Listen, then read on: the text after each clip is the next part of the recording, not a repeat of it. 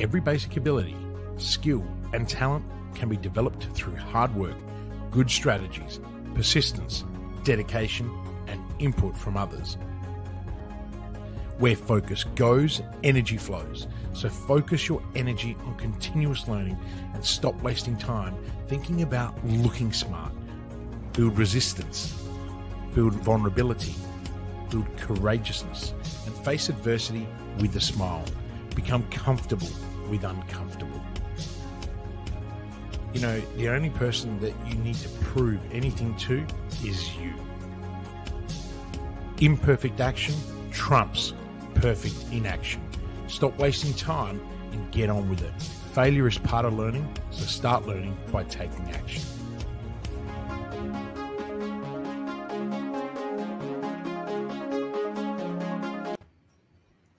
Kristian Lavolsi, good morning. How is your day going? My day is excellent, Simone. I'm back to back as I am every day, but it's wonderful to see you and wonderful to be here. I love it. I love it. I'm really excited about what we have here today and what we're bringing to everyone.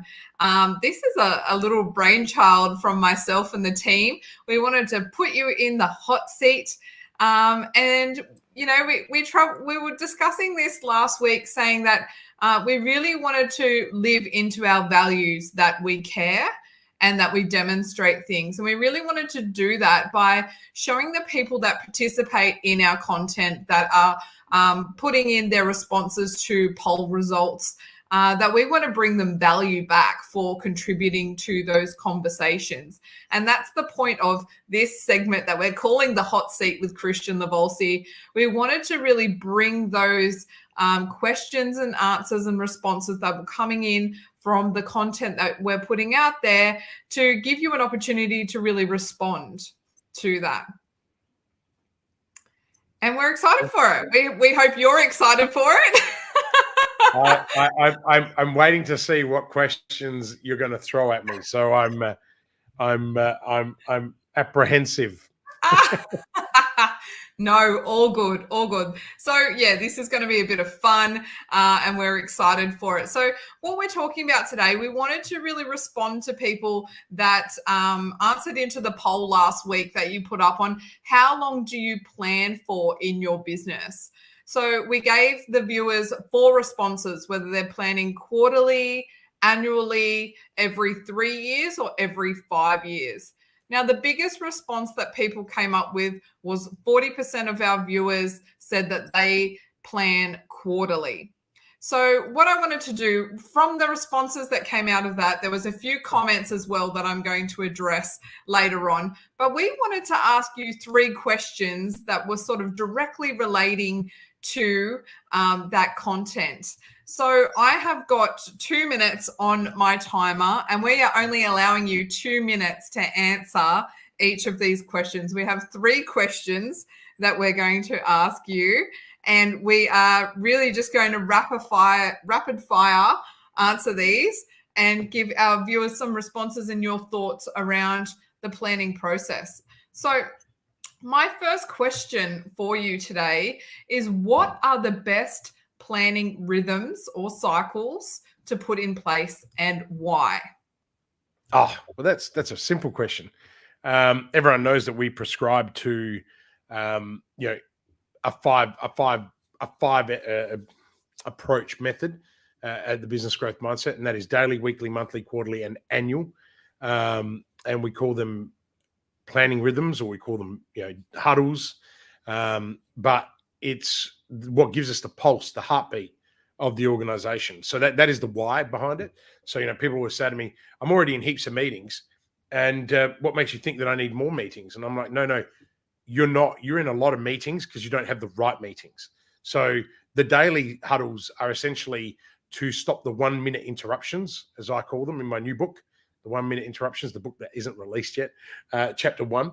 And they're the most frustrating, right? So then the weeklies are where we start to engage people at a much higher strategic level, where we start to ask questions around customer and employee data and really get into thinking. And we also use that time to solve one really important issue or opportunity.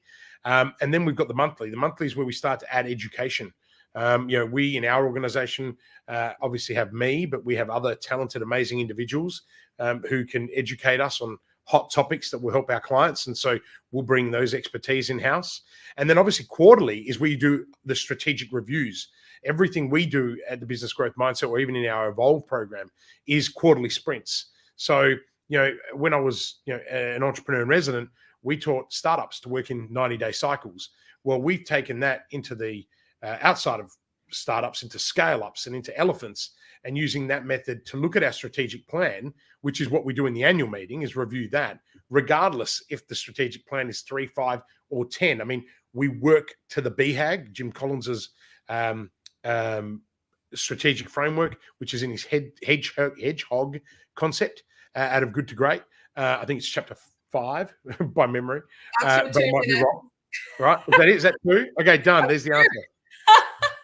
That's it. So no the more answer is all of them. That's why you need to do all of them. Yeah. Okay. Done. I love that. Okay. So the second question that really came out of this planning and everything else was, what makes a plan strategic? Well, what makes the plan strategic? Okay. To me, the answer to that question is the thinking behind the plan is what makes a plan strategic. Okay. I'm not sure that that's a very educated answer, but that is actually the truth, at least from my experience. The thinking behind the plan is what makes it strategic. But let's have a look at it a little bit differently. What is, what is strategic thinking, right? Well, strategic thinking focuses on finding and, say, even developing unique opportunities to create more value, right? Now, more value for you, more value for your people, more value for the organization, more value for the clients, right? And, I think I actually did a whole podcast in series 1 on value creation through strategy, which I think would be really useful for anyone to go and hunt down. I think it's actually our number 1. I think it's had like thousands and thousands of downloads, and it was really good. So, but a strategy, ladies and gentlemen, describes how the end, so the goals, right, will be achieved by, say, the means, so the resources. So essentially, and how do we do that? I think the key there is defining your vision, crafting really clear values that people can use as boundaries in your organization. The vision allows people to follow you. The values allow you to create boundaries, right? Determining all your desired outcomes. And also, you've got to declare explicitly the accountabilities, okay? We're all really big on accountability at a BGM. And then finally, you need to have established leading KPIs. And I think if you start with that framework, you will be able to develop the strategic thinking to build a strategic plan. I love that. Did I get under 2 minutes? You did. 5 seconds to go. Awesome. I love that. There goes the timer now. You just made great. it. Oh, there is actually a timer. There it is. I really love that. I think that's awesome. Our last question that we have for you is, when should you stick to a plan and when should you pivot? The this one in 2 minutes. Right. Well, look, if this was Kristian 1.0, never say die, never surrender. Bob-omb, completely wrong. Don't do that, right? You need to know. You need to know when to close things off, right? So, but the answer to that question is, how long is a piece of string? The simple answer is, if you've got a strategic plan, right, and you're adhering to it, you will know when it's time to pivot, and you'll also know when it's time to pivot positively or to get out, right? Now, remember, a pivot, and there's people get really confused. Pivots are essentially an opportunity to change direction, okay? Now, to change direction, you need to know the path that you're on to start with. So it's really interesting when I work with people who have no goals, have no path, and have no vision, right? And then they're like, oh, well, I've pivoted 30 times. From what? What was your starting point, right? So you need to know what your starting point is. Also, the other things that affects pivots and sticking to a plan is all those micro and macro environmental factors, right? So you need to be fully aware of that in your strategic plan. You know, Porter's 5 forces, and there's a whole bunch of other things that you can do. You can always review your SWOT. But at the end of the day, you know, like COVID coming along, that pretty much needed almost everybody to pivot, right? So everyone's strategic plan, but those companies that pivoted made a fortune. And I think really fittingly, this morning I was delivering a presentation on navigating chaos for the business jam, for Adrian Lee's business jam. And you know, it was really critical in that session to understand that a pivot isn't just because circumstances change. Sometimes your strategic plan has changed, so you need to change with it. I hope that answers the question. That's a really tough one to do in 2 minutes, and I'm pretty sure the buzz is about to go off. It is, yes. Yeah, I'm watching the timer. I'm so surprised you've actually got so close to the timer. I thought I would be cutting you off for sure. You know me, I'm a master of failing forward. So you cut me off the first time, so then I started counting the timer up the top of my on the live. Yeah. You're cheating on me. I'm using my resources. That's really good. Yeah. I just wanted to read through some of the comments that came through on that poll. We had amazing Rena Striel. She said, learning how to craft an effective and compelling strategic plan includes assessment to monitor progress and if goals are being achieved. So I thought that was really, really a great point as well. And Jamie Myeskoff also said, proper planning is absolutely essential in order for any aspect of your small business to succeed. A goal without a plan is just a wish. We all love that one. And Jan Sky had a great one as well. She said, we must frequently stress the importance of a strong, well-designed strategic plan. Without an appropriate plan in place, we can miss out on new opportunities and may even stand in the way of our own growth. I thought that was a really cool point that she said as well.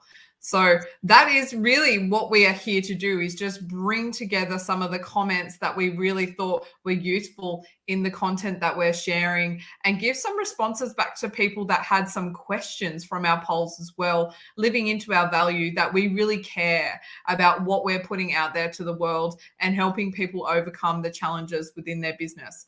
So, Kristian, any closing thoughts around planning and strategy in your business? We're halfway through the year. What would you say to anyone for the next 6 months?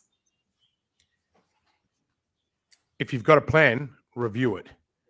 Inflation should be impacting you, and if it's not, it will. Not even just personally with interest rates, with home loans, but we're seeing huge price pressures, everything. And you know, obviously, COVID created supply and aggregated demand issues, but ultimately now inflation is causing a cascading effect, a domino effect on pricing everywhere. My strategic advice to you would be smart, be brave, ride the tail, right? Like a surfboard, this is the perfect way for you to increase your own prices. Don't be fearful, right? And going, oh my goodness, everyone's price is going up. How's anyone going to be afford what I do? Have a look at hospitality as a really interesting industry. For many, many years, they refused to put their prices up. Then they used COVID as an excuse. Now they're using inflation. My question to you is make sure that your revenue is increasing exactly proportionally in line with your gross margins, right? So that's a bit of a golden little nugget there for you to explore. If I tell you any more, I'm giving it away too freely. So, I'm going to stop there because I'm probably going to get a buzzer to go bang. But yeah, no. So that was annual plan in terms of financial calendar, or do you work off the January to December calendar? Oh, come on, Simone. You know me better than that. I work to the plan that operates every single day. To me, I know why you won't ask that question. Guys, strategic planning is an everyday process. If you are still living in the ice age where you do a strategic plan and that you do it, you spend 50 grand on a consultant like me to come in, write one, and then you don't look at it for 5 years, you've failed already. Not only have you just blown 50 grand, you have blown the opportunity to scale and grow at 20% year on year, right? right now is the biggest opportunity you have to grow and scale your business, right? If just the same way, if you're just an employee, right now is the biggest market for you to get paid more and to do more, right? Mhm. Not do less and be lazy. Go out and be hungry, because employers are looking for hunger. Employers are looking for people to join their workforces who want to be there for the next 5 years, right? Who want to scale with them, who want to grow with them, who want to be rewarded with them. Okay. At the end of the day, that's no different to a business's principles, right? So I have the privilege of chairing independently 7 companies that I don't even have any interest in. And I mean, I get such a wonderful cross section of understanding the pain points that we have all the time across so many different industries, but all of them are universal. But right now, the agitation in the marketplace is giving us the best opportunity to scale. Most of the people that have the greatest wealth in the world make their money during a crisis. So as long as you've got at least $20 in your bank account, you can double that 20. If you got 1,000, you can double that 1,000. Now's your chance, right? Don't fall into the bullshit doom and gloom crap that you hear, right? Interest rates are still freaking low. Yeah. Now, if you've hocked yourself, then that's your problem. Find a way now to get out before it's too late, right? Cut your losses early. We talked about how to get out of a plan, right? If you've planned inappropriately or incorrectly, you always have a chance, if you're thinking strategically every day, to pivot out of that. Okay. And sometimes you've got to cut your losses. Yes. I love that. That's awesome. Well, Kristian Lavolsi, thank you very much for your time. I think people are going to get great amounts of value from these little segments that we're going to be bringing to everyone once a week now. So we really encourage you, if you have any questions, please engage with our polls, because we are going to be using the data from this to bring more value to what people are looking for and what they need help for right now. So thank you for joining us this week on our first week of the Hot Seat with Kristian Lavolsi. We'll be back next Thursday at 11:45 a.m. Sydney time, 11:15 if you're in Adelaide. And we look forward to really bringing you some hot tips of the week, what's happening really out there right now, so you can implement it into your business. Amazing. All right, guys. I better jump to another meeting. Thanks, Kristian. See you. No worries. Thanks, Simone. Bye-bye. Bye.